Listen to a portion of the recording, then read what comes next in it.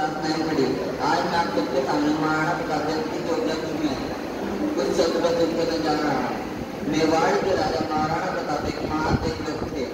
उनके पिता का नाम महाराणा उदय सिंह था और माता का नाम जयवंताबाई था। उन्होंने अपने जीवन का विदेशी मेवाड़ की स्वतंत्रता की रक्षा को माना था। उन्होंने कभी भी मुगलों का शासन बदला नहीं किया, भले ही उन्हें इसके लिए भारी कीमत चुकानी पड़ी। देशभक्त होने के साथ साथ ही महाराणा प्रताप एक महान योद्धा के रूप में जाने जाते थे। इसके बाद मैं एक कविता प्रस्तुत करने जा रहा हूँ। मैं मातृभूमि का रखवाला, आन बान पर लूटने वाला, जिसने सब कुछ हाथ दे डाला, वह प्रतापी मसाला। स्वाभिमान का अटल हिमाला, पशुओं से सब निकलने वाला, जो सोच लिया कर दिखाया, ऐसा प्रतापी मसाला। धरती जागी आकार जागा, वह जागा तो मेवाड़ जागा।